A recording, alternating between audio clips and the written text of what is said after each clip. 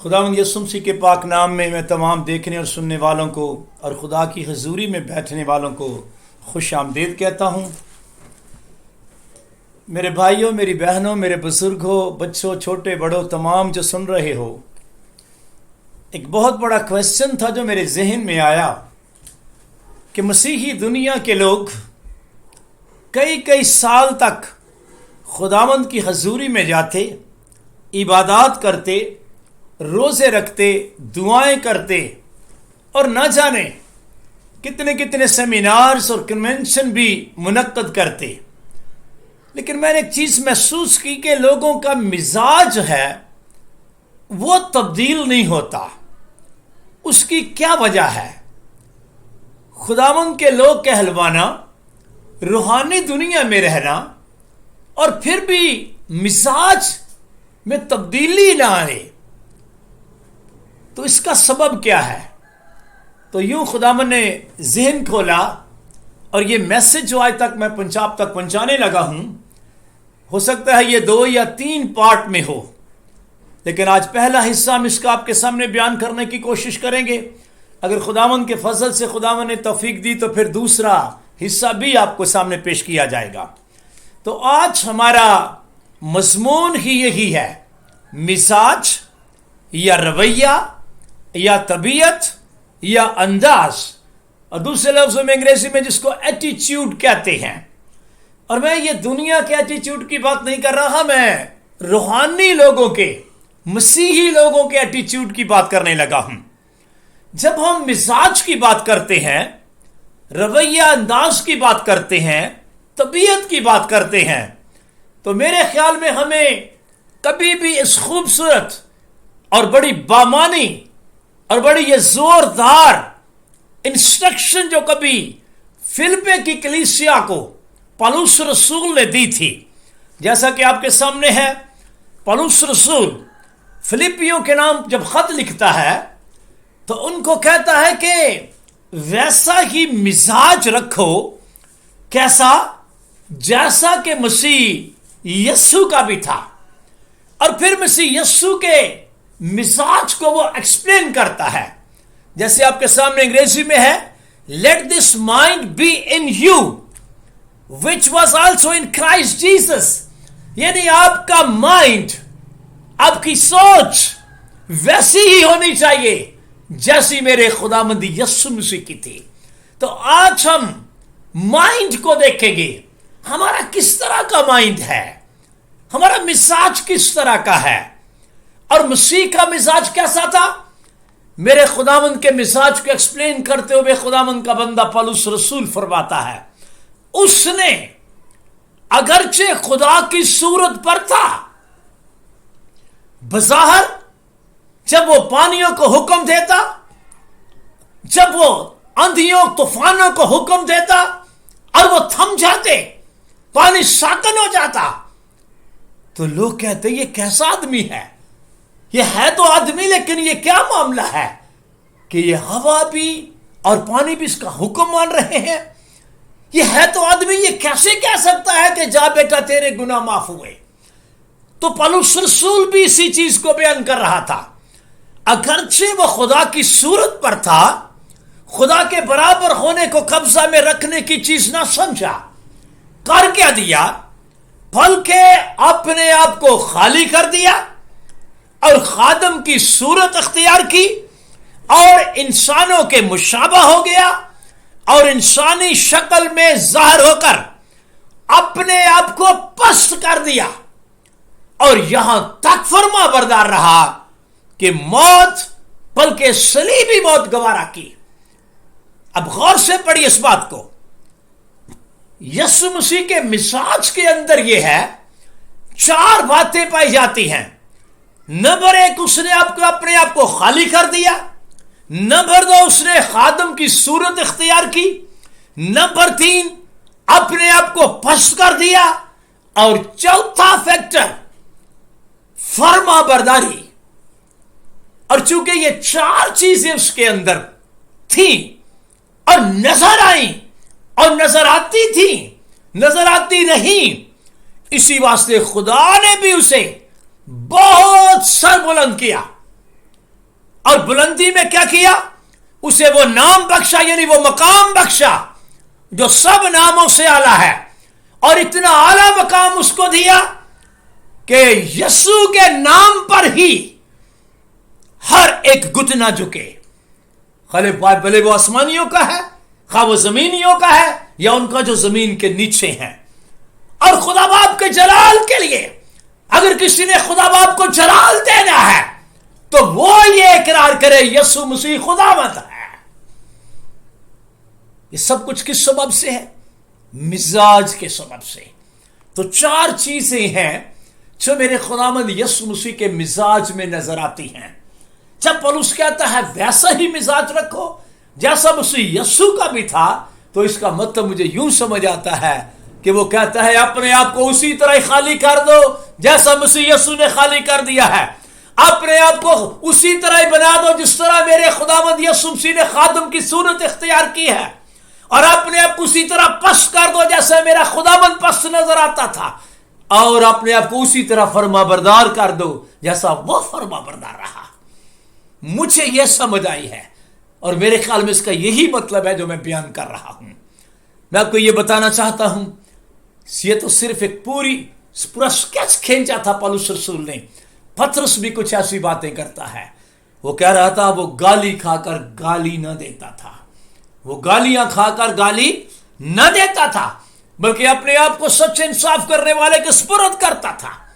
مسیح خداوند کا مزاج اتنا پرفیکٹ اور ایک مثالی تھا کہ پولس رسول کرنتھس کی کلیسیا کو خط لکھتے ہوئے دوسرے کرنتھیوں کے 10ویں باب کی پہلی آیت میں لکھ رہا تھا اور بتا رہا تھا کہ یسوع مسیح کی حلیمی اور نرمی ایک مثال تھی۔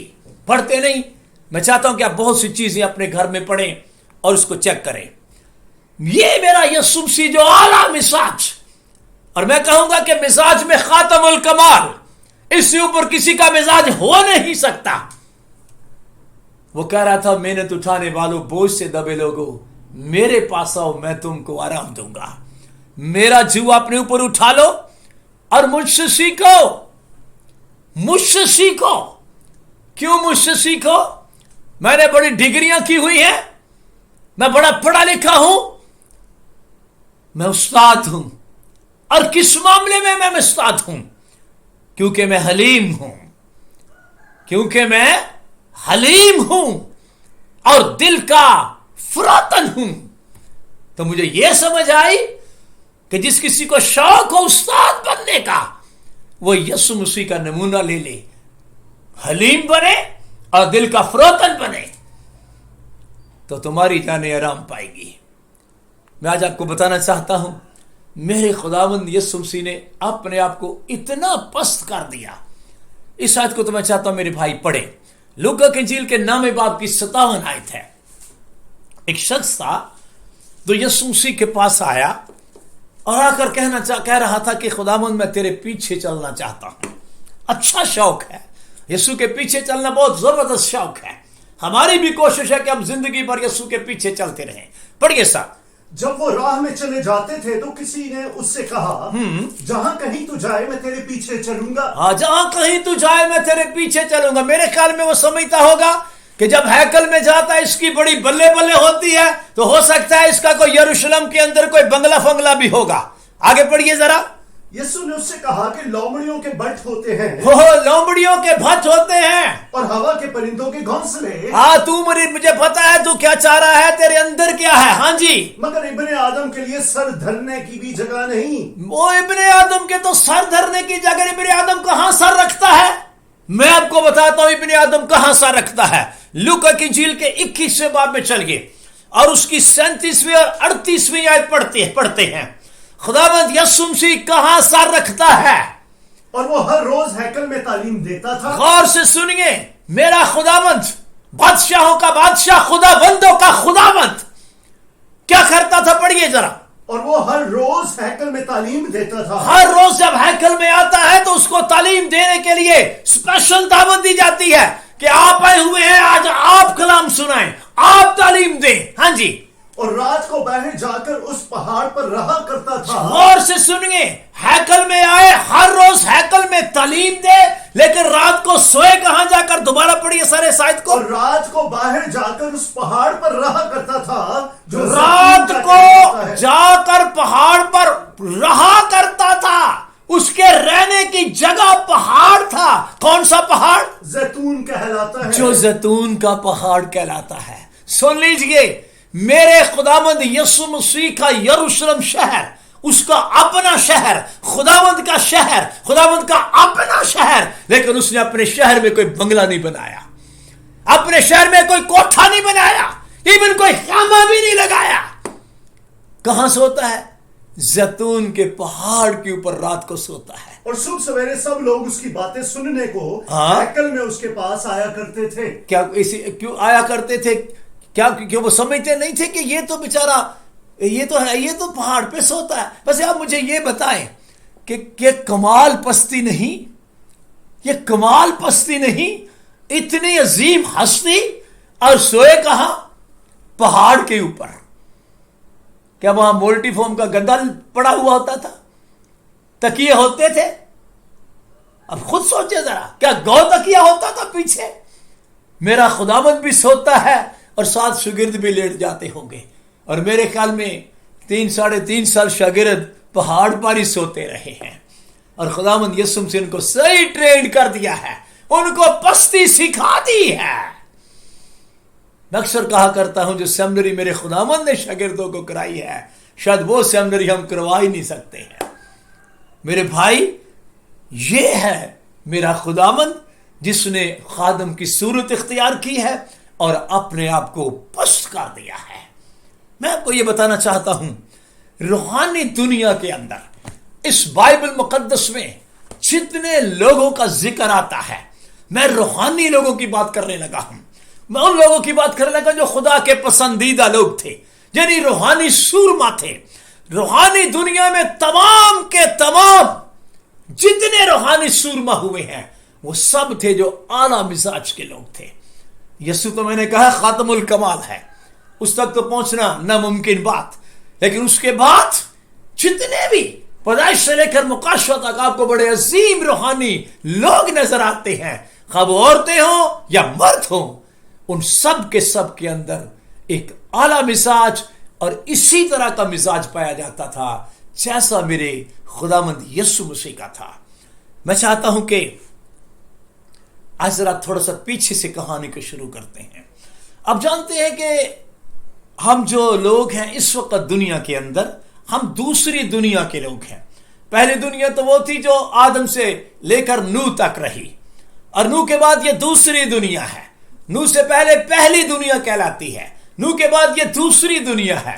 اور دوسری دنیا کا ایماندار شخص، پہلا سورما، جیسے کہ آپ کے سامنے سلائیڈ بھی ہے، نوح خدا کا بندہ، جس کے بارے میں کلام میں لکھا ہوا ہے کہ خدا کی نگاہ میں یہ نوح جو تھا یہ ایک راستہ باز آدمی تھا. یہ نوح، اور نوح کے بعد نوح کا خاندان. میں آپ کو بتانا چاہتا ہوں اگر ان کو بھی لیا جائے تو اس خاندان کے اندر بھی ایک اعلیٰ مزاج پایا جاتا ہے. مزاج میں کیا کیا چیزیں ہم نے سیکھی تھی؟ ابھی ہم نے 4 چیزوں کا ذکر کیا ہے. نمبر 1، اپنے آپ کو خالی کر دینا. نمبر 2، خادم کی صورت اختیار کرنا. نمبر 3، اپنے آپ کو پست کرنا. اور نمبر 4 یہ تھا کہ فرما بردار ہونا.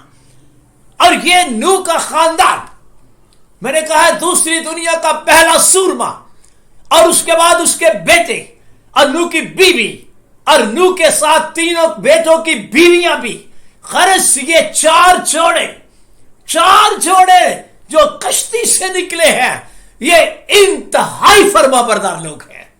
اور یہ کس کے فرما بردار ہے؟ نوح خدا کا فرما بردار، اور نوح کی بیوی اپنے شوہر کی فرما بردار.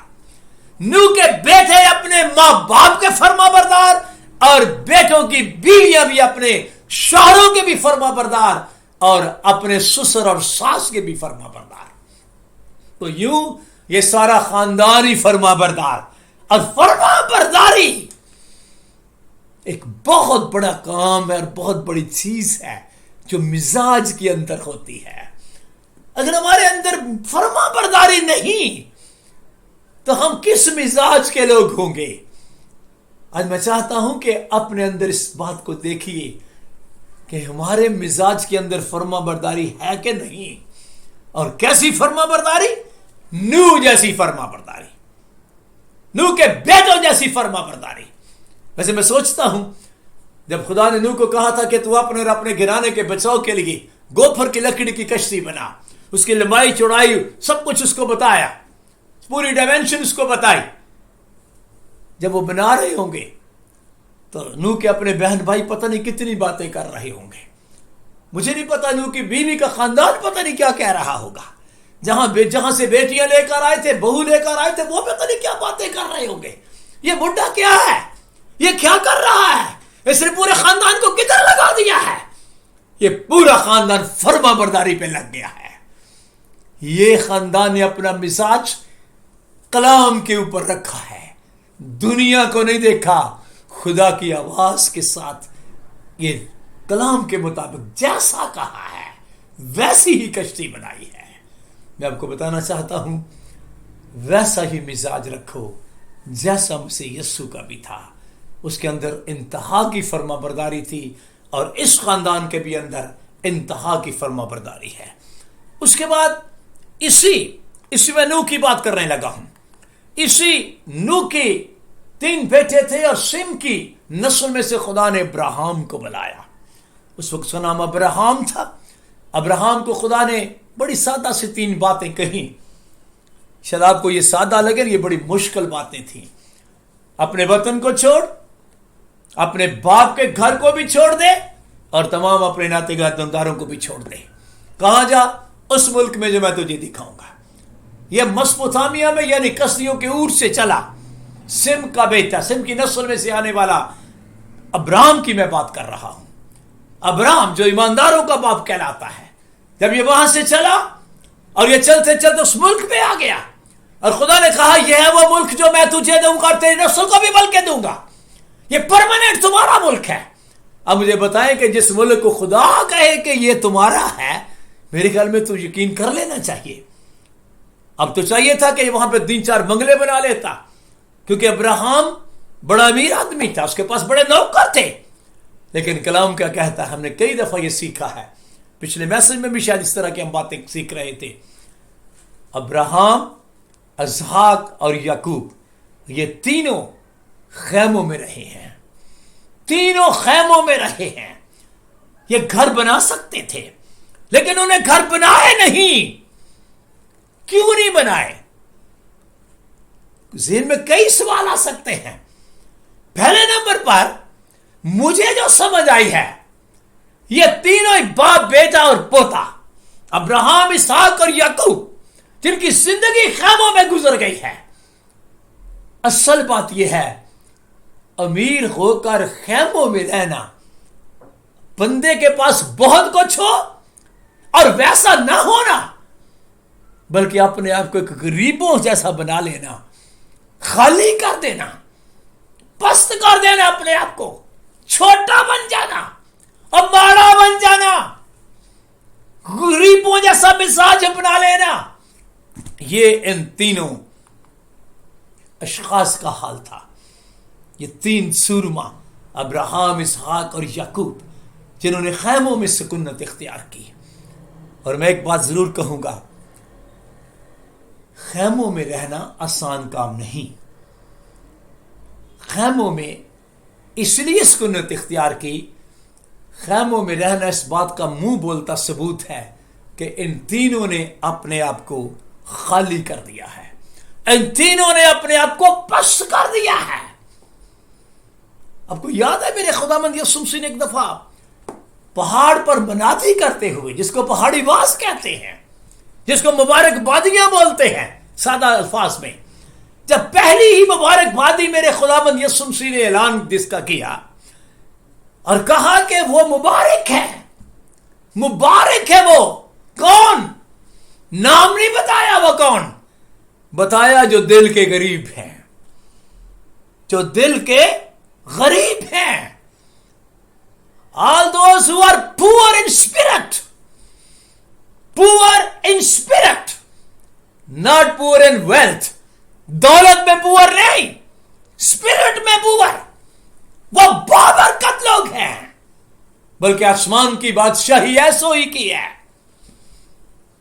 मैं बड़े वसूख से दावे से कहता हूं, अब्राहम, इसहाक और याकूब नजर आता है, ये तीनों ही पुअर इन स्पिरिट हैं।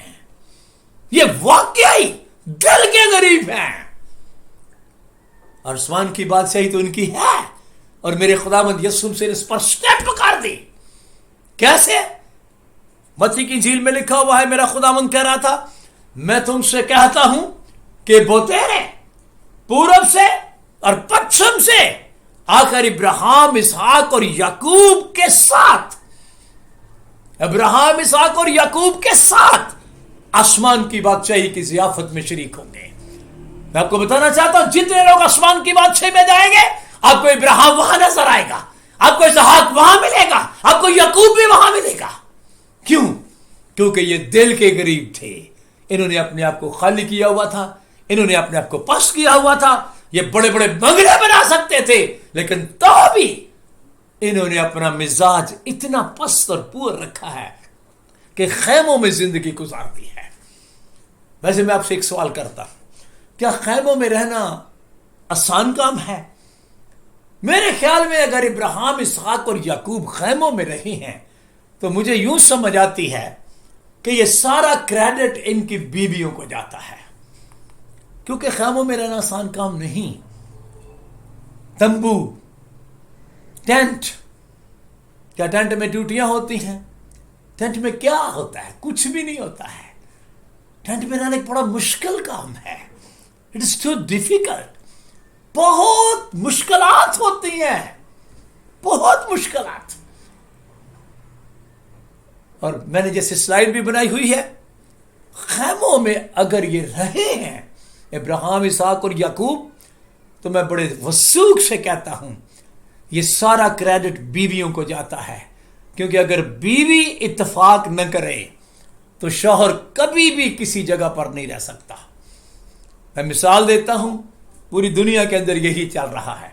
एशियाई कल्चर हो या यूरोपियन कल्चर हो, कोई भी कल्चर हो, आप जानते हैं, खासतौर पे पाकिस्तानी सुनने वाले, आपको पता है अगर बीवी कहे ना कि मैंने इस मोहल्ले में नहीं रहना, तो शौहर किसी कीमत पर वहां नहीं रह सकता है। उस बेचारे को वहां से घर बेचना ही पड़ेगा, घर शिफ्ट करना ही पड़ेगा। इसका सादा सा मतलब पता क्या है? अब्राहम अगर खैमों में रहा है, तो असल में सारा बीबी ने और हाजरा बीबी ने भी, बल्कि कतूरा बीबी ने भी इत्तेफाक किया है उसके साथ। तू खैमों में रहेगा, हम भी खैमों में रहने के लिए तैयार हैं। और अगर उसके बाद अज़हार खैमों में रहा है, तो रिबका ने कहा होगा, मैं खुशी से खैमा में रहना चाहती हूं, मुझे कोई एतराज नहीं। और अगर याकूब 4 बीवियों को लेकर खैमों में रहा है, तो यह भी क्रेडिट बीवियों को ही जाता है। सो मैं सारी बातों में बड़े वसूख से यह कहता हूं कि ये वो मुकद्दस औरतें और ये अजीम औरतें हैं। अब्राहम, इसहाक, याकूब ने तो अपने आप को खाली कर ही दिया था, उन्होंने तो पस्त कर ही दिया था। उनकी बीवियों ने भी अपने आप को खाली कर दिया है, उनकी बीवियों ने भी अपने आप को पस्त कर दिया है।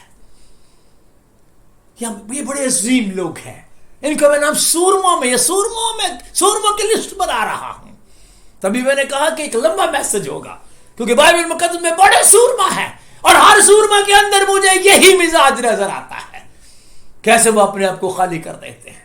मैं समझता हूं कि इब्राहिम, इसहाक और याकूब, ये तीनों ऐसे अजीम शख्स हैं जिनके बारे में आपको पता, खुदा ने कहा था कि मैं इब्राहिम, इसहाक और याकूब का खुदा हूं। जिस्मानी दुनिया में ये पढ़े लिखे नहीं। क्या तालीम है इनकी? कोई भी नहीं। इन बीबियों की क्या तालीम है? क्या तालीम है नूह की बीवी की? क्या तालीम है इब्राहिम की बीवियों की? क्या तालीम है रिबका की?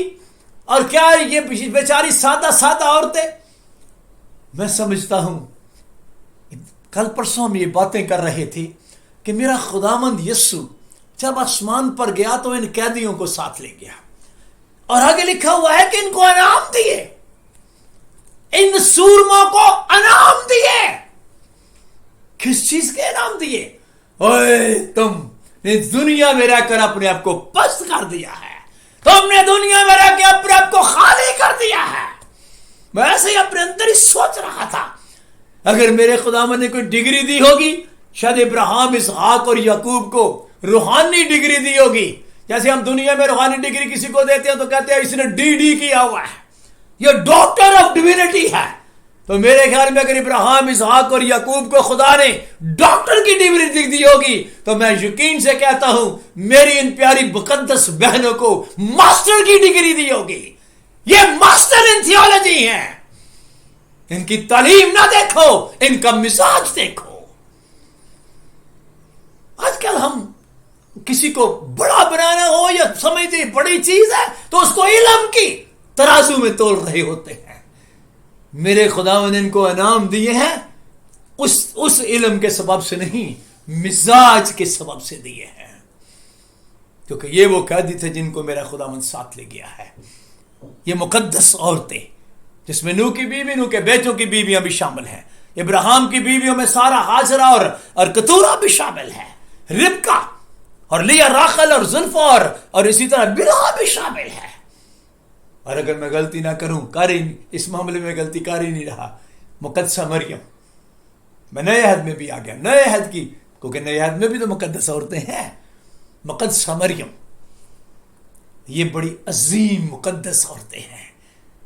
اگر دنیا میں ان کو کوئی ڈگری دینا چاہے تو لوگوں کے پاس ان کو دینے کے لیے ڈگری ہے ہی نہیں ہے۔ کوئی ڈگری دنیا میں ان کو دینے کے لیے کسی انسان کے پاس نہیں، کیونکہ اتنا اعلیٰ مزاج، اتنا اعلیٰ مزاج بس میرا خداوند ہی ہے۔ اس نے کیا نام دیا ہے مجھے نہیں پتا، لیکن انعام دیا ہے، اور میرے خیال میں ان کے لیے تالیاں بجانی چاہیے کہ یہ واقعہ یہ نام کی حقدار تھی، جنہوں نے اپنے آپ کو خالی کیا، جنہوں نے اپنے آپ کو پست کیا ہے۔ میں مقدسہ مریم کا تھوڑا سا ذکر کرنا چاہتا ہوں، جہاں پر میں نے اور مقدس عورتوں کا ذکر کیا ہے، مقدس بہنوں کا ذکر کیا ہے۔ یہ میری بہن جس کو میں اکثر فرسٹ پینتیکاسٹل بہن کہا کرتا ہوں، مقدسہ مریم کو، آپ جانتے ہیں کہ کس طریقے سے اس نے بہت بڑا چیلنج قبول کیا۔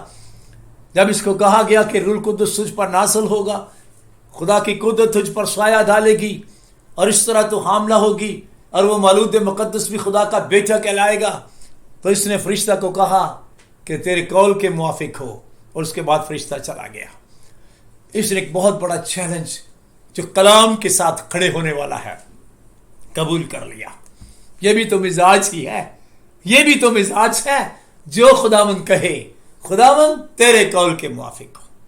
واہ، فرشتہ کو کہہ دیا جا، جیسے خداوند کہتا ہے ایسے ہی ہو۔ تو یہ مزاج ہی تو ہے، اس سے بڑا مزاج اور کیا ہوگا؟ کیونکہ بی بی کھڑی ہو کر کہے جیسا خداوند کہتا ہے میں ویسے ہی ہوں گی۔ پھر اس کے بعد جب یہ حاملہ ہو گئی، آپ نے کئی دفعہ سنا ہوگا، ناصر سے لے کر جب یہ بیت الحم میں نام لکھوانے گئے ہیں تو تقریباً 120 میل کا سفر تھا جو حاملہ حالت میں اس پیاری بہن نے کیا ہے۔ اور میں یہ بھی سوچ رہا تھا کہ جب یہ جا رہے تھے، جب یہ وہاں گھر سے چلے تو گفتگو تو کر رہے ہوں گے کہ اگر میرا وہاں پر ڈیلیوری ٹائم آ جائے تو کوئی ارینجمنٹ، تم یقیناً کہتے ہوں گے خداوند پہ بھروسہ کر کے چلتے ہیں، خداوند بڑا مہربان ہے۔ فلی طور پر لگتا ہے انہوں نے ٹرسٹ کیا ہے۔ اور گئے کہاں ہیں آپ جانتے ہی ہیں، جگہ ہی نہیں ہے۔ کہاں جگہ نہیں ہے؟ ایک وہاں پر ایک ٹیمپرری کیمپ کا انتظام کیا ہے جس کو سرائے کہتے ہیں، اور کلام کہتا ہے سرائے میں بھی ان کے لیے جگہ نہ تھی۔ 2 منٹ کے لیے سوچیں ذرا، اس پیاری بہن، فرما بردار بہن، فرما بردار بی بی، فرما بردار عظیم خاتون کی ڈیلیوری کہاں ہوئی ہے؟ آپ سوچ سکتے ہیں؟ اور بچے کو کہاں رکھا ہے؟ چاندی میں۔ اس کے بعد خدا کے فرشتہ نے یوسف کو کہا ہے رات ہی کو کہ اٹھ، بچے اور اس کی ماں کو لے اور مصر کو بھاگ جا، کلام کہتا ہے رات کو ہی یہ چلے گئے ہیں. مقدسہ مریم نے پوری پوری فرما برداری کی ہے. پھر اس کے بعد میں آ گیا ہوں. میرے ہم یسوع مسیح کی جب مصلوبیت ہو رہی تھی تو آپ کو پتا ہے یہ یوحنا جو خداوند یسوع مسیح کا شاگرد تھا مقدسہ مریم کو اپنے ساتھ لے گیا تھا. اور میرا یسوع تو آسمان پر چلا گیا اور اس کے بعد میری مقدسہ بہن مقدسہ مریم یہ رسولوں کے ساتھ 120 کی جماعت کے اندر بالا خانہ میں دعا کر رہی تھی. اب میں جب سوچتا ہوں اس بالا خانہ کے 120 لوگوں کی بابت 120 لوگوں کے مجھے سب سے زیادہ مقدس عورت یا کوئی مقدس ہستی نظر آتی ہے تو مقدسہ مریم نظر آتی ہے جس پر پہلے ہی روح القدس نازل ہوا ہے. بے شک اس کا کوئی مقصد اور تھا اور روح القدس نے پہلے بھی اس پر سایہ کیا ہوا ہے. لیکن تو بھی مزاج دیکھیے ذرا, حالانکہ یہ پہلے ہی بڑی مقدس ہے تو بھی یہ دعا کر رہی ہے کس کے لیے؟ روح القدس کے بپتسمہ کے لیے. اور جہاں 120 آدمیوں کی اس میں بہنیں بھی ہیں اور بھائی رسول بھی ہیں, جہاں پر وہ دعا کر رہے ہیں مقدسہ مریم بھی روح القدس مانگ رہی ہے. یہ کیا ہے؟ یہ مزاج ہے. یہ مزاج ہے. ہماری کتنی بہنیں اس وقت دنیا میں ہیں روح القدس پایا نہیں پھر بھی اپنے آپ کو پتہ نہیں کیا سمجھتی ہیں. اور بھائی دیکھو مقدسہ مریم کا مزاج. اور لکھا کہ جب روح القدس نازل ہوا اور وہ سب غیر زبانیں بولنے لگے اور روح القدس سے بھر گئے تو اس میں مقدسہ مریم بھی شامل تھی. میں آپ کو بتانا چاہتا ہوں روح القدس کے بپتسمہ کے لیے اگر مقدسہ مریم بھی مانگ رہی ہے تو کیا ہمیں مانگتے ہوئے کچھ پرابلم ہونا چاہیے؟ کبھی نہیں. آئیے مقدسہ مریم کا مزاج اپنائیں اور خداوند کا وعدہ پورا کریں. اس نے کہا تھا آخری دنوں میں ایسا ہوگا کہ میں اپنے روح کو ہر فرد بشر پر نازل کروں گا.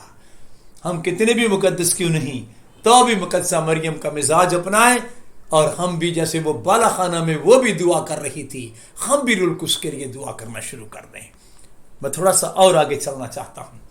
یہ جتنے بھی اعلیٰ مزاج کے لوگ کیونکہ ہم مزاج کی بات کر رہے ہیں یہ وہ لوگ تھے جن کے اندر واقعی ایک اعلیٰ مزاج کی اعلیٰ خصوصیات تھی.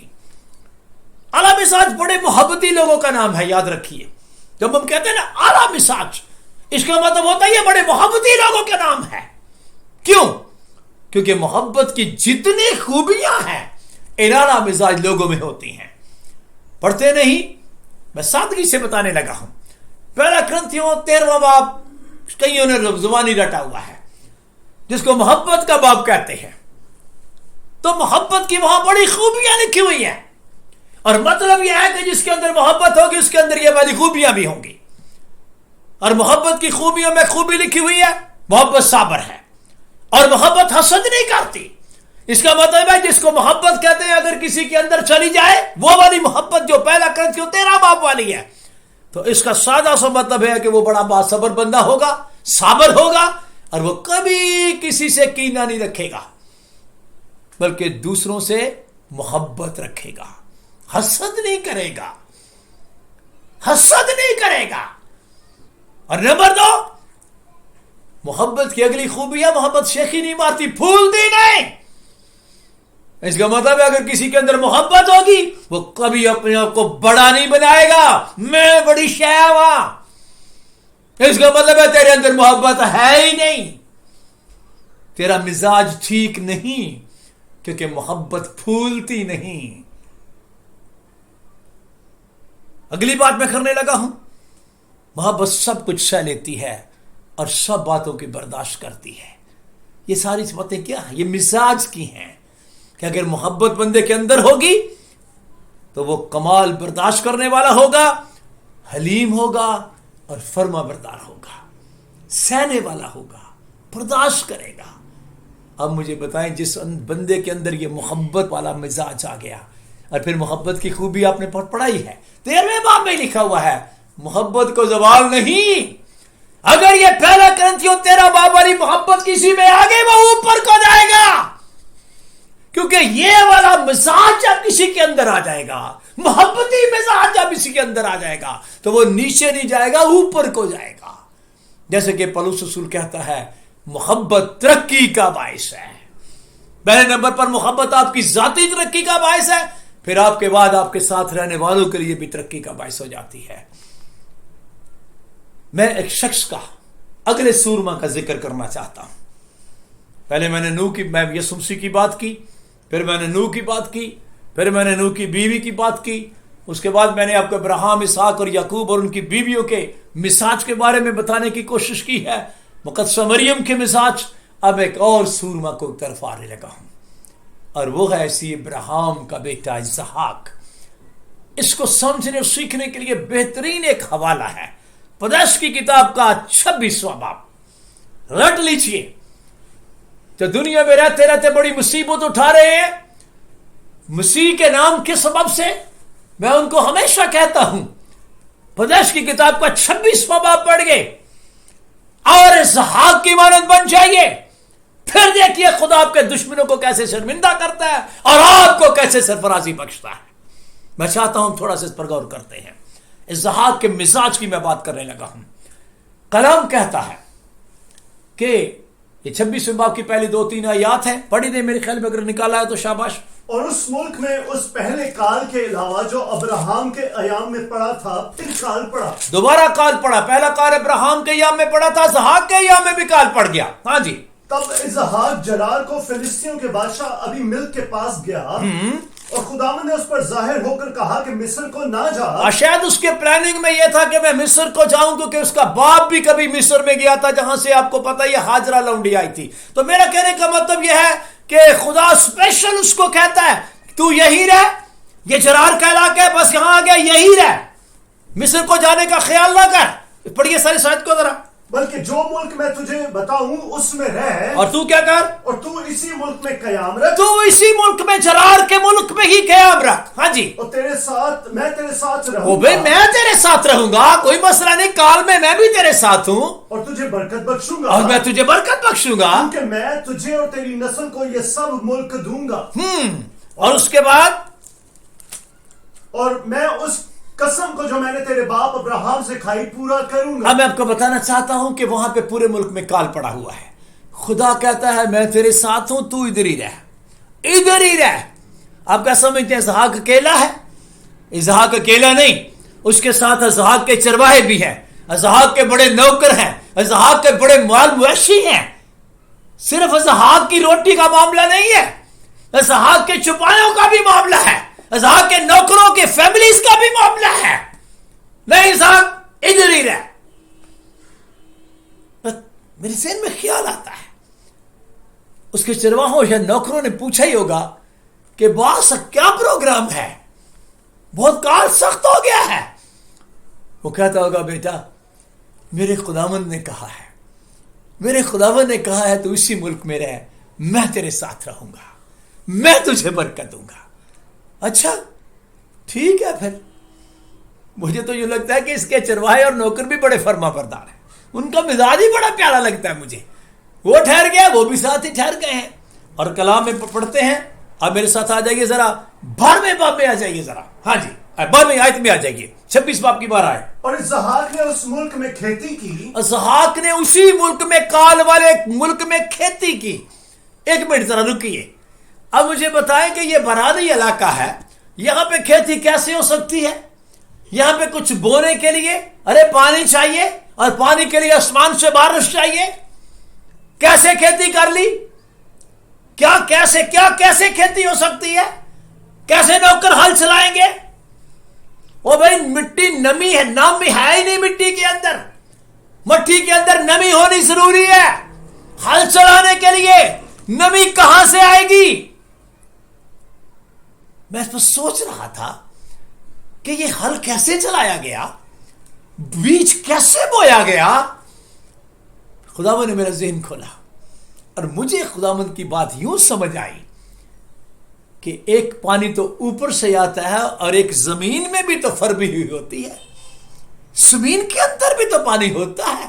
تو مجھے تو یوں سمجھ آ گئی کہ شاید خدا نے زمین کے اندر کا پانی اس جگہ پر اوپر کر دیا ہے جہاں پر اسحاق کی زمین ہے، اور وہاں پر اس نے کھیتی کی، بیج بویا. پڑھیے سر ذرا. اور اسی سال اسے 100 گنا پھل ملا. 100 گنا، پورا 100 گنا. اب سمجھتی ہیں 100 گنا کیا ہوتا ہے؟ 100 گنا پھل ملا. اب مجھے بتائیں جب دنیا دیکھ رہی ہوگی، ارے بارش ہوئی نہیں، اس کی فصل کہاں سے ہو گئی؟ اور اتنی بڑی بڑی فصل، یہ پانی کہاں سے آیا؟ اوپر سے تو آیا نہیں، یہ خداوند نے نیچے سے مہیا کر دیا ہے، کیونکہ میرا خداوند اوپر کا بھی خدا ہے، نیچے کا بھی خدا ہے. تو میں آپ کو بتانا چاہتا ہوں، اور کلام کہتا ہے خداوند نے اسے برکت دی. پوری آیت دوبارہ پڑھیے سر. اور اسحاق نے اس ملک میں کھیتی کی اور اسی سال اسے 100 گنا پھل ملا اور خداوند نے اسے برکت بخشی. کیسے برکت بخشی؟ اسحاق کا مزاج ہے، یہ اسحاق کا مزاج ہے کہ خداوند نے کہا ہے اسی ملک میں رہ، اوکے بس ادھر ہی رہوں گا. بتاؤ جب آپ فرما بردار ہو جائیں گے تو یہ فرما برداری کیا ہے؟ مزاج. اور روحانیوں میں روحانیوں سے آج باتیں کرنا چاہ رہا ہوں.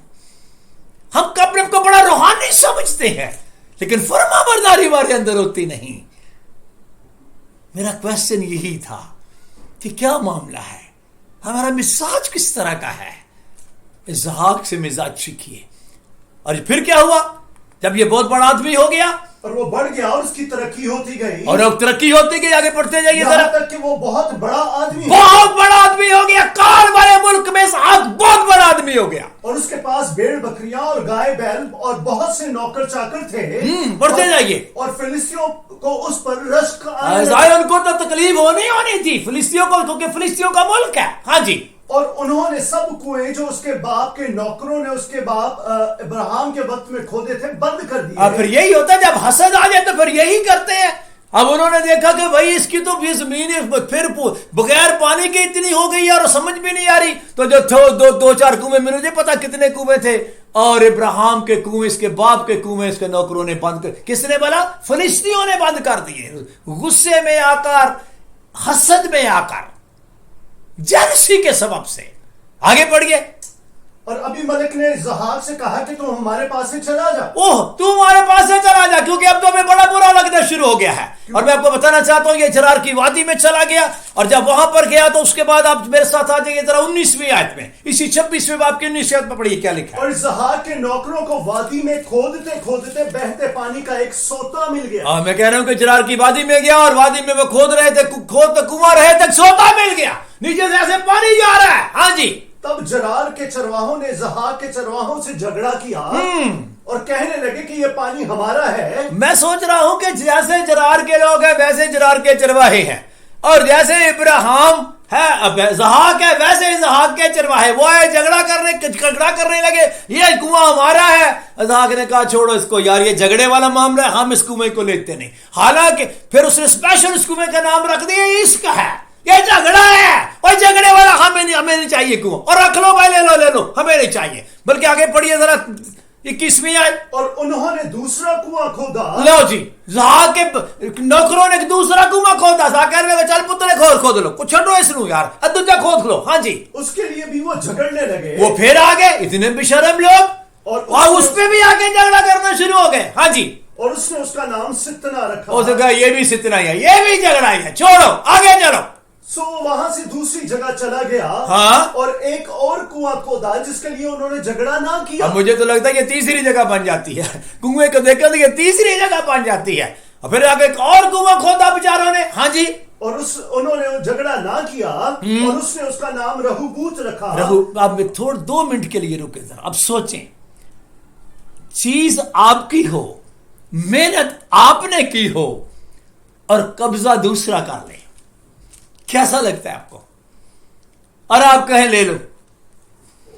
اچھا، پھر دوسرا کنواں کھودا، محنت آپ نے کی، وہ پھر آگے یہ بھی ہمارا ہے، اور بھائی یہ بھی لے لو. یہ مزاج ہے. اب کیا کہیں گے؟ میں سوچتا ہوں اسحاق کے چرواہے کہتے ہوں گے ہمارا باس کس طرح کا آدمی ہے. یہاں دیکھو، نظر بھی آ رہا ہے ہم کھود رہے ہیں, سب کچھ نظر آ رہا ہے. یہ کیسا آدمی ہے؟ یہ عام آدمی نہیں. اس کا مزاج ایسا ہے کہ یہ جھگڑے کو پسند نہیں کرتا, بالکل جھگڑے کو پسند نہیں کرتا. جھگڑا نہیں ہونا, ہم نے جھگڑے والی جگہ پہ رہنا ہی نہیں. لے جاؤ بھائی, لے جاؤ, یہ عشق لے جاؤ, یہ ستنا بھی لے جاؤ. تیسرا کنواں کھودا, اور مجھے لگتا کافی شرم آئی ان کو, پھر وہاں پر آیا ہی نہیں ہے. دوبارہ پڑھیے سر اس کو ذرا, 22ویں آیت. سو وہ وہاں سے دوسری جگہ چلا گیا اور ایک اور کنواں کھودا جس کے لیے انہوں نے جھگڑا نہ کیا. اب جھگڑا نہیں کیا, اب بڑا پرسکون جگہ ہے جہاں پہ کوئی جھگڑا نہیں, کوئی جھگڑے والے لوگ نہیں. آگے پڑھیے. اور اس نے اس کا نام رہوبوت رکھا, ہاں, اور کہا کہ اب خداوند نے ہمارے لیے جگہ نکالی. ہاں, اس کا مطلب یہ ہے کہ جس جگہ پہ جھگڑا نہ ہو, یوں سمجھیے یہ خداوند نے جگہ نکالی ہے. اور جگہ پہ جھگڑا ہے, دے دو جھگڑا والوں کو چیزیں دے دو. میں آپ کو بتانا چاہتا ہوں, جھگڑنے والوں کے ساتھ میرے خداوند کا بھی جھگڑا ہوتا ہے. میرا خداوند خود ان کے ساتھ جھگڑتا ہے. ہم کبھی پرواہ نہ کریں. آگے پڑھیے سر. اور ہم اس ملک میں برمند ہوں گے. ہم ہوں گے برمند اس ملک میں. وہاں سے وہ بیر سبا کو گیا, اور خداوند اسی رات اس پر ظاہر ہوا اور کہا. اسی رات. آپ اندازہ کر لیں, میں سمجھتا ہوں جب آپ جھگڑے سے باہر نکلتے ہیں خدا آپ کے پاس آ جاتا ہے. اسی رات خداوند کہتا ہے اسحاق کو, کیا بولتا ہے سر؟ کہ میں تیرے باپ ابراہم کا خدا ہوں, مت ڈر, میں تیرے ساتھ ہوں. ہاں, اچھا ایک بات سنیے, اگر خداوند ساتھ ہے تو وہ 2 کنویں کیسے چلے گئے؟ سوچ میں تو بتاتا ہے کہ بھئی اگر خداوند ہی ساتھ ہے تو وہ 2 کنویں پر انہیں قبضہ کیوں کر لیا؟ مجھے یوں سمجھ آتی ہے شاید یہ اسحاق کا بڑا امتحان تھا. مجھے تو یہ سمجھ آئی کہ اسحاق کا امتحان تھا. خدا اسحاق کو آزما رہا ہے. یہ لکھا تو نہیں, لیکن میرا خیال ہے کہ اس بندے کا میں دیکھوں مزاج کیسا ہے. بہت اچھا مزاج ہے. جھگڑا نہیں چاہیے, خداوند اور دے دے گا. یہ بھی لے لو, جھگڑا نہیں چاہیے, خداوند اور دے دے گا. تو خداوند نے اس بندے کا مزاج دیکھا اور خداوند نے رہوبوت اس کو دے دیا. اور پھر کیا ہوا سر؟ پڑھیے. مت ڈر کیونکہ میں تیرے ساتھ ہوں اور تجھے برکت دوں گا. ہاں جی. اور اپنے بندہ ابراہم کی خاطر تیری نسل بڑھاؤں گا. پڑھتے جائیے. اور اس نے وہاں مذبح بنایا. وہاں پر اس نے مذبح بنایا, شکر گزاری کا مذبح بنایا. میں کہتا ہوں ایسی جگہ اس وقت شکر کریں جب جھگڑا ختم ہو جائے.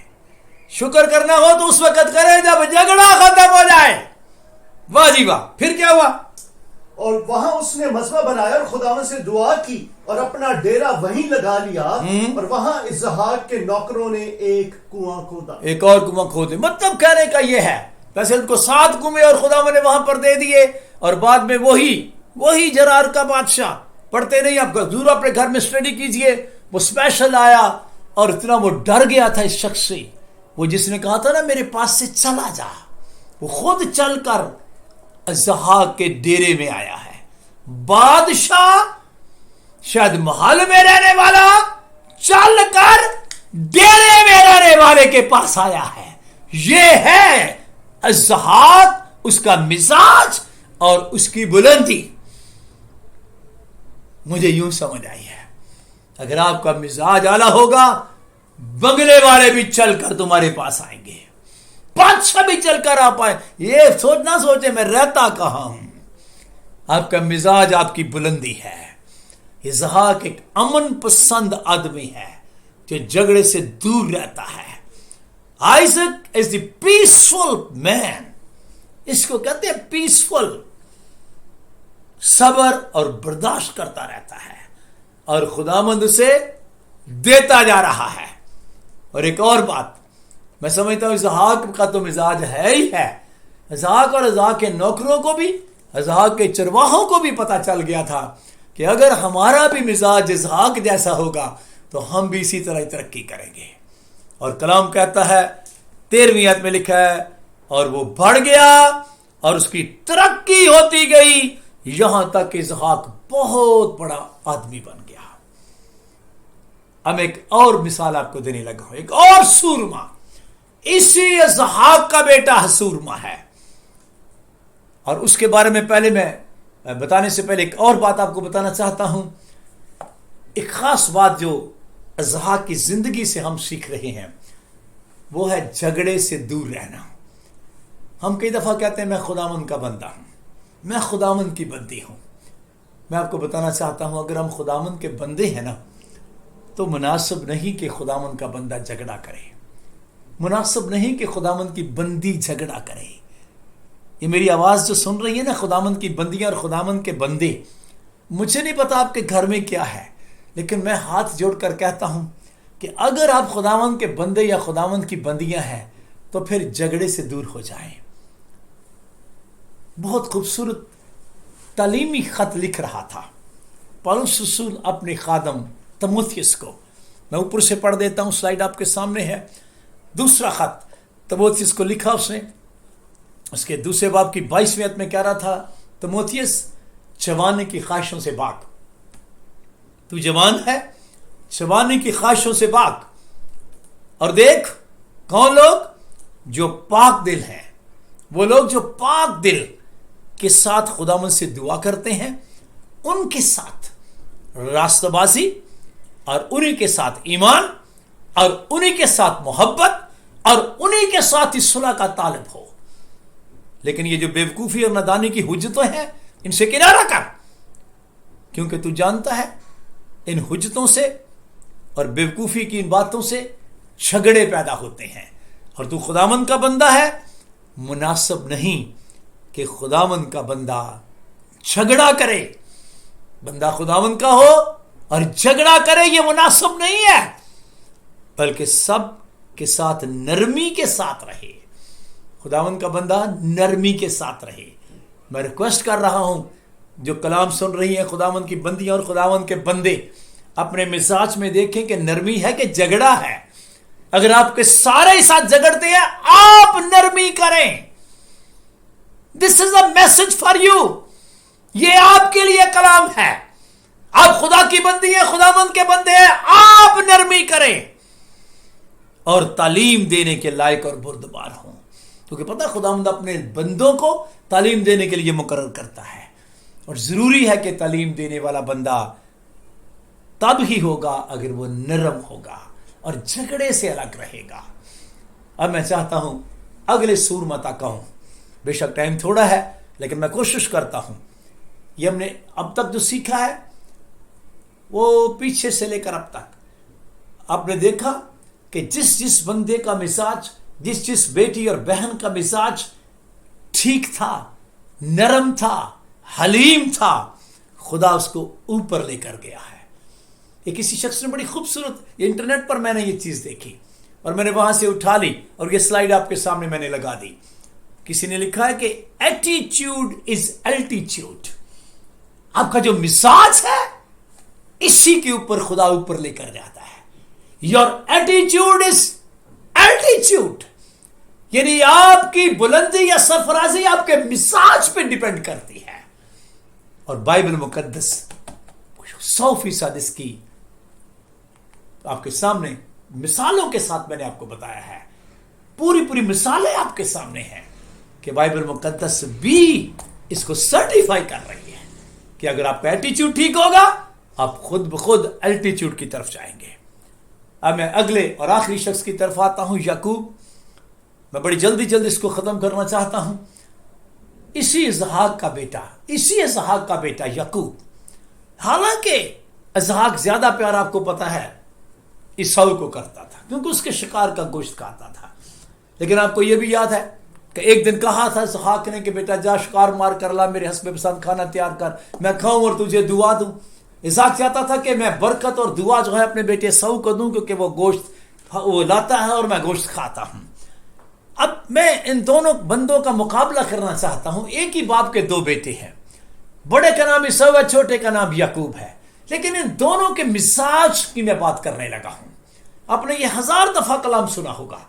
میرے جو دل میں خداوند نے بات ڈالی کہ ان دونوں کے مزاج میں زمین اور آسمان کا فرق ہے. دونوں کے مزاج میں جو بائبل مقدس میں لکھا ہے, جب وہ دونوں لڑکے بڑے اور جو شکار مار کے لیے چاہتا ہے عیساؤ, وہ جنگل میں رہنے لگا. مطلب اس کا زیادہ وقت جنگل میں گزرتا تھا لیکن اس کے برعکس یعقوب کا زیادہ وقت، اور بائبل مقدس جو لفظ استعمال کرتی ہے، لکھا ہے یعقوب سادہ مزاج، خاص لفظ لکھے ہوئے ہیں، یعقوب سادہ مزاج ڈیروں میں رہنے والا آدمی تھا۔ خاص یعقوب کے بارے میں لکھا ہوا ہے کہ وہ سادہ مزاج ہے۔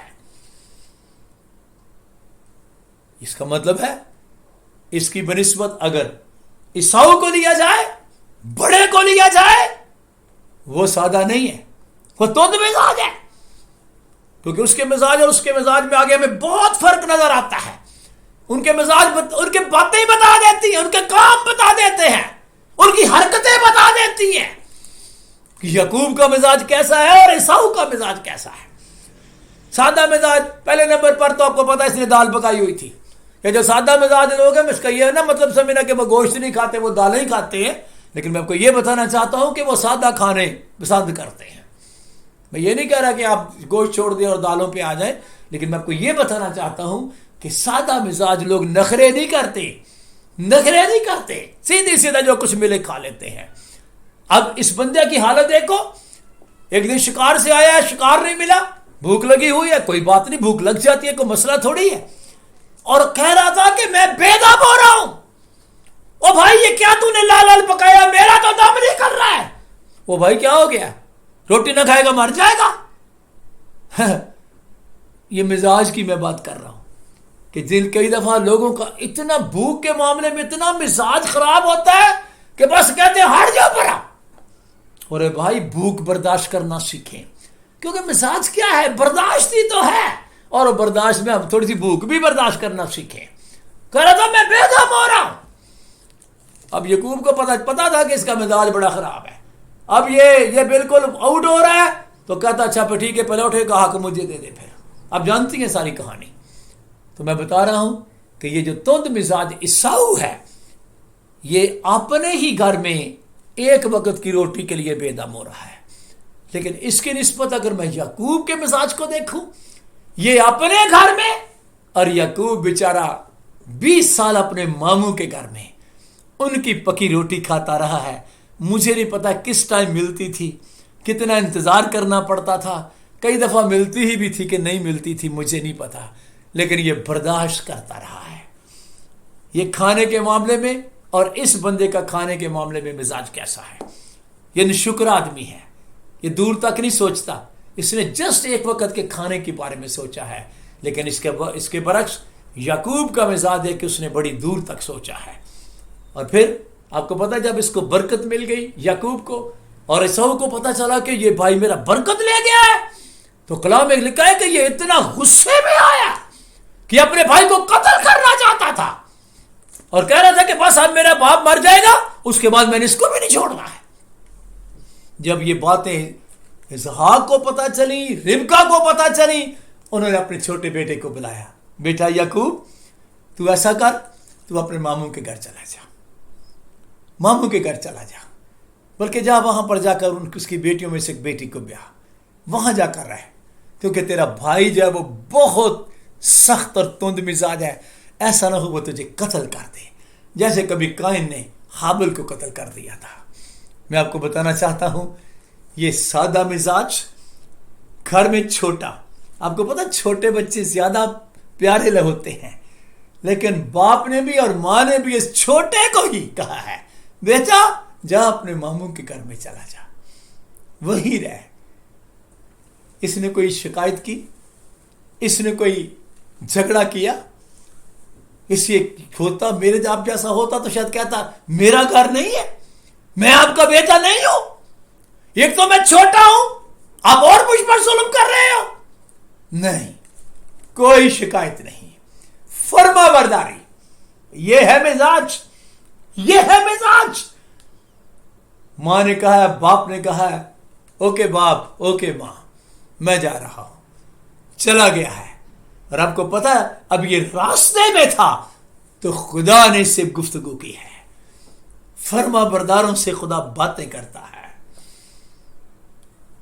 میں آپ کو بتانا چاہتا ہوں 20 سال یہ اپنے ماموں کے گھر میں رہا ہے، وہاں پہ کیسے رہا ہے یہ بڑی تفصیل ہے، جو پڑھنے والے ہیں، جنہوں نے پڑھا ہے وہ جانتے ہیں۔ کہ اس کی سادہ مزاجی کا کمال، اس کے مزاج کی سادگی کا بڑا ہی کمال ہے۔ میں سب سے بڑا کمال تو یہ حیران ہوتا ہوں کہ جب جا کے ماموں کے ساتھ یہ بات طے پائی کیونکہ یہ راخل مجھے پہ یاد ہے، تو وہ کہتا ہے کہ جی اس کے لیے تجھے 7 سال میری بھیڑ بکریاں چرانی ہوں گی۔ کہتا جناب منظور ہے، کوئی مسئلہ نہیں۔ جب 7 سال پورے ہو گئے تو اپنے ماموں کو کہنے لگا کہ اوکے اب اپنا وعدہ پورا کر، یہ راخل مجھے دے دے۔ تو کلام کہتا ہے کہ اس نے راخل کی جگہ لیا بیاہ دی۔ اور میں سوچتا ہوں یعقوب اتنا سادہ مزاج، اس گھر میں رہتا ہے، اس گھر سے کھاتا ہے، شاید اپنی مامی کے ہاتھ کا پکا کھاتا ہے، شاید راخل اور لیا کے ہاتھ کا پکا کھاتا ہے، لیکن اس کو کبھی شاید پتہ ہی نہیں کہ لیا کون سی ہے اور راخل کون سی ہے۔ مجھے یوں سمجھ آتا ہے صبح صبح یہ چلا جاتا ہے اور رات کے اندھیرے میں یہ آتا ہے، تھکا ٹوٹا، جو سامنے رکھ دیتے ہیں کھا لیتا ہے۔ کسی نے دیکھا ہی نہیں کیونکہ بجلی تو نہیں تھی نا اس وقت کہ بڑے بڑے کمکمے لگے ہوا کرتے تھے۔ اور کلام کہتا ہے کہ جب اس نے اس کو کہا کہ میری راخل مجھے دے دے تو اس نے دے دی، اور پوری رات اس کو یہی نہیں سمجھ آئی کہ یہ راخل ہے کہ لیا ہے۔ اتنا سادہ مزاج، صبح پتا چلا او یہ تو لیا ہے، وہ میں نے تو راخل کہا تھا۔ یہ ایک سادگی کی انتہا ہے۔ ہم کہتے ہیں نا یہ بڑا سادہ آدمی ہے۔ وہ پنجابی جو کہتے ہیں کئی دفعہ جلیبی جنہیں واڑوں دیتے ہیں جی بڑا سادہ ہے، اس کو کہتے ہیں سادہ۔ سادگی دیکھنی ہو تو یعقوب کی سادگی۔ اور پھر اپنے جب ماموں کو شکایت کی کہ یہ تو نے کیا کیا، کہتے نہیں جی نہیں، ہمارا وہ دستور ہے کہ ہم بڑی بیٹیوں کو پہلے پہ آتے ہیں، اگر تجھے راخل چاہیے تو 7 سال اور چل، ایک نیا ایگریمنٹ ہو گیا ہے، اور چل یہی ٹھیک ہے۔ کیا بات ہے جناب، کیا بات ہے۔ ٹائم نہیں ہے ورنہ میں آپ کو پڑھ کے بتاتا۔ کلام کہتا ہے اس کے ماموں نے اس کے ساتھ بہت سے کاموں میں، ایک صرف شادی کے معاملے میں نہیں، کئی باتوں میں اس کے ساتھ اس نے زیادتی کی ہے۔ کلام میں لکھا ہے 10 بار اس نے مزدوری کے معاملے میں بھی اس کے ساتھ گڑبڑ کی، لیکن خدا یعقوب کے ساتھ تھا۔ خدا نے یعقوب کا ساتھ نہیں چھوڑا۔ میں آپ کو بتانا چاہتا ہوں اگر آپ کا مزاج یعقوب جیسا سادہ ہے تو خداوند آپ کے ساتھ ہوگا۔ آپ کو کوئی 10 بار نقصان پہنچائے آپ کو نقصان نہیں ہو سکتا ہے۔ میں دعوے سے کہتا ہوں اگر آپ کا مزاج یعقوب جیسا ہے آپ کو دنیا کی کوئی ہستی نقصان نہیں پہنچا سکتی۔ ان عظیم لوگوں کو دیکھیے، اور ادھر عیساؤ صاحب کا حال دیکھیں، بڑے بھائی کے ڈر سے چھوٹے بیٹے کو انہوں نے اب رخصت کیا کہ ماموں کے پاس چلا جا، کیونکہ اس کا غصہ نہیں کام ہو رہا۔ 20 سال بعد جب یعقوب واپس آیا ہے تو اس وقت بھی عیساؤ صاحب کا غصہ ادھر ہی ہے، اس کے غصہ میں کمی نہیں آئی۔ 400 بندہ لے کر یا اپنے چھوٹے بھائی کے مقابلے میں گیا ہے۔ میں آپ کو یہ بتانا چاہتا ہوں کہ یہ عیساؤ جو تند مزاج ہے، جس کا غصہ نیچے نہیں جاتا، خدا نے کبھی اس کے ساتھ کلام نہیں کیا، لیکن یعقوب کے ساتھ یہوہ الوہیم نے کئی دفعہ کلام کیا ہے۔ ایک دفعہ نہیں، کئی دفعہ کلام کیا ہے، بلکہ میرے خداوند خدا نے اس کا نام یعقوب سے بدل کر اسرائیل رکھا ہے، بلکہ تمام انبیاء ہی اس یعقوب یعنی اسرائیل کی نسل سے آئے ہیں۔ میں آپ کو بتانا چاہتا ہوں اگر آپ کے مزاج میں برداشت ہے، اگر آپ کے مزاج کے اندر غصہ نہیں، غصہ آتا ہے، میں یہ نہیں کہہ رہا کہ غصہ ہوتا نہیں، نہیں، کلام یہ نہیں کہتا، کلام کہتا ہے غصہ تو کرو مگر گناہ نہ کرو۔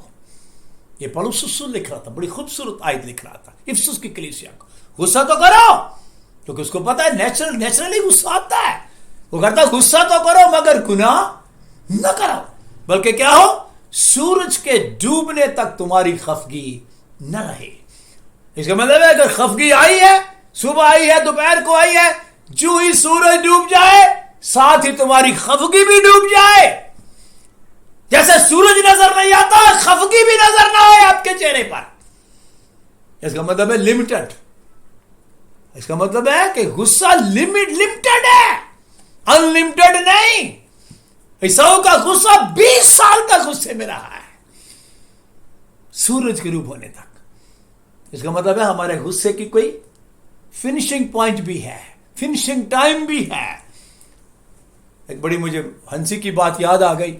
ایک شخص کو میں کہہ رہا تھا, میں نے کہا یار شام کے بعد نہ لڑا کرو, شام کا غصہ, شام کے بعد غصہ نہیں آنا چاہیے. تو وہ کہہ رہا تھا بھائی جی اگر غصہ آئے رات کو تو پھر. میں نے کہا یار تو بڑی عجیب سی دلیل دے رہا ہے. میں کہا اگر رات کو غصہ آئے نا تو پھر شرم محسوس کر کہ تجھے تو غصہ دن کو آنا چاہیے تھا, رات کو تو آنا ہی نہیں چاہیے.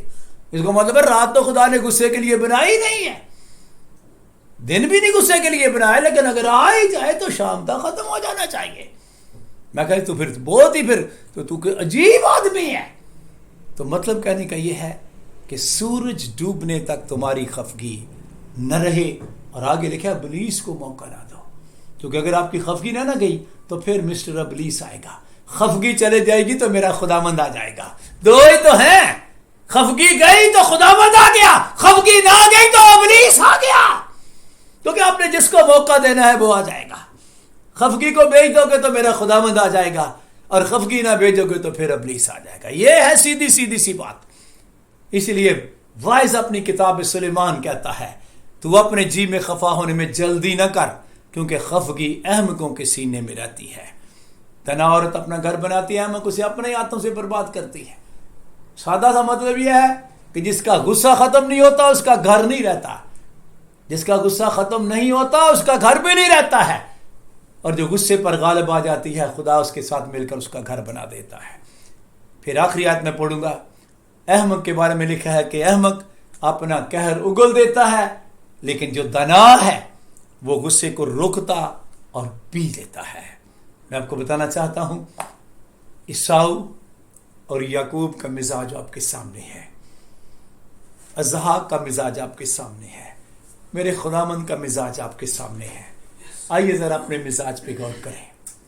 آپ کا مزاج کیسا ہے؟ ویسا ہی مزاج رکھو جیسا مسیح یسوع کا بھی تھا. آئیے اس کلام کو فوری طور پر اپنی آنکھوں کو بند کر کے اپنے دل میں جگہ دیں. آپ کے کانوں نے تو کلام کو سن لیا ہے, اپنے مزاج پہ غور کریں. میں نے شروع میں کہا تھا ہماری بڑی سال گزر جاتے ہیں, بڑے روحانی بنتے ہیں, پڑھنے کی کوشش کرتے ہیں, لیکن ہمارا مزاج تبدیل نہیں ہوتا. اگر مزاج میں تبدیلی نہیں تو کوئی روحانیت نہیں ہے. آئیے میرے ساتھ ہاتھ اٹھائیں, میں آپ کے لیے دعا کرنا چاہتا ہوں. خدائے قدوس میں تیرا شکر ادا کرتا ہوں اے خداوند سادہ اور سیدھی تعلیم کے لیے, اور جیسے سمجھ آ گئی ہے کہ خداوند جو اپنے آپ کو پست کرتے اور اپنے آپ کو خالی کرتے ہیں, اپنے آپ کو چھوٹا بناتے ہیں, پور ان اسپرٹ ہو جاتے ہیں, جو فرما بردار ہو جاتے ہیں, جو خداوند اپنے غصے کو سورج کے ساتھ ہی ڈبو دیتے ہیں, اے خداوند میں یقین کرتا ہوں خداوند وہ تیرے مقبول نظر ہو جاتے ہیں. میرے یہ بہن بھائی بیٹے بیٹیاں بزرگ جنہوں نے آج تیرے کلام کو سنا ہے, اس کلام کو سننے کے بعد کیونکہ یہ تیری آواز ہے جو میں نے تیرے لوگوں تک پہنچائی ہے, اے میرے خداوند ان کا مزاج تبدیل ہو جائے, ان کا غصہ خداوند پاک خدا اس پر ان کو غالب آنے کا فضل عطا کر, جیسے تو نے کبھی فرمایا تھا قائن کو اس پر غالب آ. اے خداوند یہ غالب آئے میرے خداوند میرے خدا, ان کو یعقوب اپنے بندہ یعقوب جیسا مزاج عطا کر خدا. اپنی بہنوں کے لیے میں دعا کرتا ہوں, ان کو ابراہیم اسحاق اور یعقوب اور نوح اور خداوند ان ساری مقدس عورتوں کے بارے میں جن کے میں نے ذکر کیا ہے, اے خداوند میرے خدا ان کو واقعی واپس مانی میرے خدا, ان مقدس عورتوں کی طرح میری بہنوں کو کا مزاج ہو جائے, فرما بردار ہو جائے, ان کے اندر فرما برداری آ جائے, ابراہیم اسحاق اور یعقوب کی طرح میرے بھائیوں کے اندر پستی آ جائے, خالی پن آ جائے میرے خداوند میرے خدا. اپنے آپ کو چھوٹا بننے کا فضل عطا کر میرے خدا. تیرا شکر ادا کرتے ہیں اے خداوند آج کی اس تعلیم کے لیے, اور میری دعا ہے میں جانتا ہوں جس نے تیرے کلام کو اپنے دل میں رکھ لیا اس نے خداوند بلندیوں سرفرازیوں کو اپنے پاس بلا لیا. اے خداوند مجھے سمجھ آ گئی ہے, اور یہ ہے ہی بات ٹھیک کہ ہمارا ایٹیچیوڈ ہی ہمارا الٹیچیوڈ ہے. واقعی تیرے لوگ ترقی کریں, کیونکہ تیرے کلام میں نے پڑھا ہے خدا کے کبھی ہاتھ کے نیچے فروتنی سے رہو, وہ تمہیں وقت پر سر بلند کرے. تاکہ وہ تمہیں وقت پر سر بلند کرے. میں منت کرتا ہوں سننے والوں کو خداوند فروتنی عطا کر تاکہ خداوند تو انہیں سر بلند کرے میرے خدا. یسوع کے نام کے وسیلہ سے مانگتا ہوں, آمین. اے ہمارے باپ تو جو آسمان پر ہے, تیرا نام پاک مانا جائے, تیری بادشاہی آئے, تیری مرضی جیسے آسمان پر پوری ہوتی ہے زمین پر بھی ہو. ہمارے روز کی روٹی آج ہمیں دے. جس طرح ہم نے اپنے قرض داروں کو معاف کیا ہے تو بھی ہمارے قرض میں معاف کر.